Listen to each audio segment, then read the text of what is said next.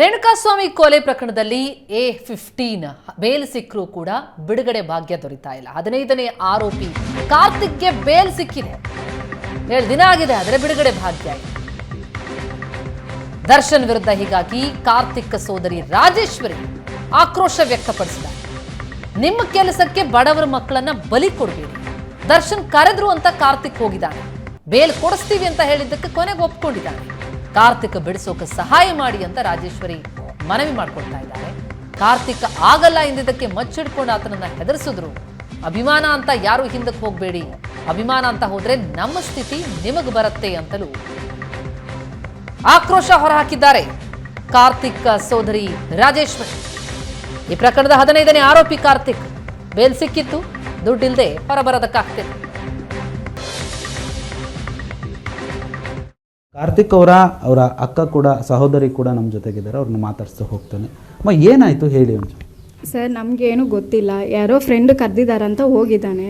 ಹೋದ್ಮೇಲೆ ಈ ಥರ ಅಲ್ಲಿ ಹೋಗಿ ಎದುರಿಸಿದ್ದಾರೆ. ನಮ್ಗೆ ಅವ್ನು ಅದೇ ಹೇಳಿದ್ದಾನೆ, ಈ ಥರ 2 ಲಕ್ಷ ಕೊಡ್ತೀವಿ ಸಿಗಾಕೋ ಅಂತ. ಅವ್ನು ಬೇಡ ಬಂದ ಏನೋ ಮಚ್ಚೆಲ್ಲ ಇಟ್ಕೊಂಡು ಎದುರಿಸಿದ್ದಾರೆ. ಸರ್ ಆಯ್ತು ನಾವೇ ಬಿಡಿಸ್ತೀವಿ ಅಂದ್ಬಿಟ್ಟು ಅವನೇ ಮಾತಾಡಿಕೊಂಡು ಸರ್ ಆಯ್ತು ಅಂದ್ಬಿಟ್ಟು ಒಪ್ಕೊಂಡಿದ್ದಾನೆ. ಆಮೇಲೆ ನೋಡಿದ್ರೆ ಎಲ್ಲರೂ ಸಿಗಾಕೊಂಡಿದ್ದಾರೆ. ಅವನಂತೂ ಅವನಿಂದ ಒಬ್ರು ಯಾರು ಕೆಟ್ಟಿಲ್ಲ. ಅವನಂಥ ಹುಡುಗನೇ ಇಲ್ಲ. ಇಲ್ಲಿ ಅಕ್ಕಪಕ್ಕ ವಿಚಾರಿಸಿ ನೋಡಿ, ಅವನ ಕೆಲಸ ಏನೋ ಅಷ್ಟೇ ಇದ್ದಿದ್ದು. ಅವ್ನು ನೋಡೋಕೆ ಸ್ವಲ್ಪ ಅಷ್ಟಿದ್ದಾನೆ ಹೊತ್ತು ಆ ಥರ ತಪ್ಪು ಕೆಲಸ ಮಾಡೋನು ಇಲ್ಲ. ಅಭಿಮಾನಿಗಳು ಏನು ಹೇಳ್ತಾನೆ ಅಂದರೆ ಅವ್ರವ್ರ ಅಪ್ಪನ ಅವ್ರವ್ರ ಅಮ್ಮನ ಅವ್ರವ್ರು ನೋಡ್ಕೊಳ್ಳಿ.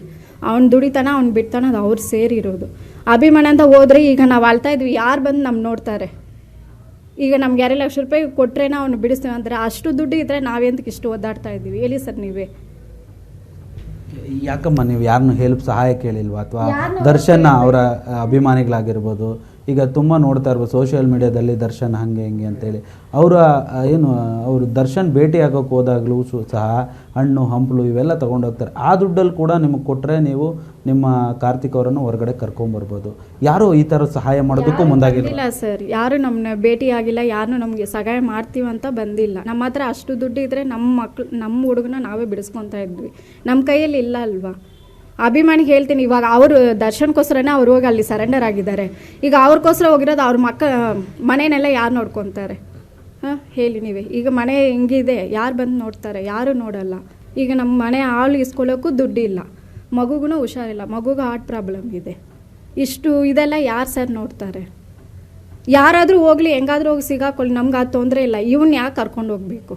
ಯಾರಾದರೂ ಹೆಂಗಾದ್ರೂ ಹಾಳ ಹೋಗಲಿ. ಈ ಥರ ಬಡವ್ರ ಮಕ್ಕಳನ್ನ ಏನಂತ ಕರ್ಕೊಂಡೋಗಿ ಸರೆಂಡರ್ ಮಾಡಿಸಿ ದುಡ್ಡು ಆಸೆ ತೋರಿಸಿ ಏನಂತ ಈ ಥರ ಹಾಳು ಮಾಡಬೇಕು?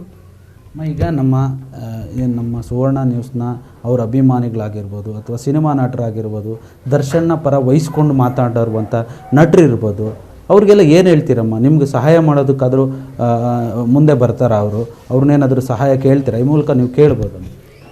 ಯಾರಾದರೂ ಎಲ್ಲಾದರೂ ಇದ್ದರೂ ನೋಡಿಕೊಂಡು ಇದ್ದರೆ ಈ ಥರ ಬಡವ್ರ ಮಕ್ಕಳನ್ನ ಬಿಡಿಸ್ಬೇಕು ಇದ್ದರೆ ಅವ್ರು ಏನು ತಪ್ಪು ಮಾಡಿಲ್ಲ, ಏನೋ ದುಡ್ಡಿಂದ ತೋರಿಸಿ ಎದುರಿಸಿ ಕರ್ಕೊಂಡೋಗಿದ್ದಾರೆ. ದುಡ್ಡು ಆಸೆ ತೋರಿಸಿ ಕರ್ಕೊಂಡೋಗಿಲ್ಲ, ಎದುರಿಸಿ ಕರ್ಕೊಂಡು ಹೋಗಿದ್ದಾರೆ. ಈ ಥರ ನಮ್ಮ ಮನೆಯಿಂದ ಯಾರಾದ್ರು ಒಬ್ರು ತೆಗಿತೀವಿ, ಈ ಥರ ಕೊಲೆ ಮಾಡ್ತೀವಿ ಅಂತ ಕರ್ಕೊಂಡೋಗಿ ಹಿಂಗೆ ಮಾಡಿದ್ದಾರೆ. ದಯವಿಟ್ಟು ಕೈ ಮುಗಿತಾ ಕೇಳ್ತೀನಿ, ದಯವಿಟ್ಟು ನಮ್ಮ ತಮ್ಮನ್ನ ಬಿಡ್ಸೋಕ್ಕೆ ಏನಾದರೂ ಒಂದು ಸಹಾಯ ಮಾಡಲೇಬೇಕು ಅವರು. ಇದಿಷ್ಟು ಕಾರ್ತಿಕ್ ಅವರ ಕುಟುಂಬಸ್ಥರ ಮಾತಾಗಿರುವಂಥದ್ದು. ಸಿನಿಮಾ ನಟರು ಈ ರೀತಿಯಾಗಿ ಬಡವರ ಮಕ್ಕಳನ್ನು ಕರ್ಕೊಂಡೋಗಿ ಈ ರೀತಿಯಾಗಿ ಮಾಡಬಾರ್ದು. ಬೇಕಾದ್ರೆ ಅವ್ರನ್ನ ಜೈಲಲ್ಲಿ ಕರ್ಕೊಂಡೋಗಿ ಕೂರಿಸ್ಕೊಳ್ಳಿ. ಆದರೆ ಈಗ ಈ ರೀತಿಯಾಗಿ ಮಾಡಿ ನನ್ನ ತಮ್ಮ ಜೈಲಿಗೆ ಹೋಗಿದ್ದಾನೆ, ಅವನನ್ನು ಬಿಡಿಸ್ಕೊಂಡಾದರೂ ಬರಲಿ. ಯಾರಾದರೂ ಅಂದರೆ ದರ್ಶನ್ ಪರವಾಗಿ ಮಾತನಾಡುವಂಥ ನಟರಾದರೂ ಪರವಾಗಿಲ್ಲ, ಯಾರಾದರೂ ಬಂದು ನನ್ನ ತಮ್ಮನ್ನು ಬಿಡಿಸ್ಕೊಂಡು ಬನ್ನಿ ಅನ್ನುವಂಥ ಒಂದು ಮಾತನ್ನು ಹೇಳ್ತಾ ಇರುವಂಥದ್ದು. ಕ್ಯಾಮ್ರಾ ಪರ್ಸನ್ ನವೀನ್ ಪೂಜಾರಿ ಜೊತೆ ಹರೀಶ್ ರಾಮಸ್ವಾಮಿ, ಏಷ್ಯಾನೆಟ್ ಸುವರ್ಣ ನ್ಯೂಸ್, ಬೆಂಗಳೂರು.